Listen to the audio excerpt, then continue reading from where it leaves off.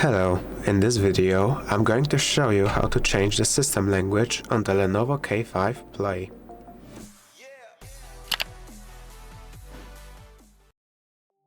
Navigate to the Settings app. Then, at the very bottom, the System Settings. Then the first option from the top, Languages and Input. And again, the first option from the top, Languages. Here you can add a language and then pull it up to the first option. When it is the first option, your system will display all the text in this language.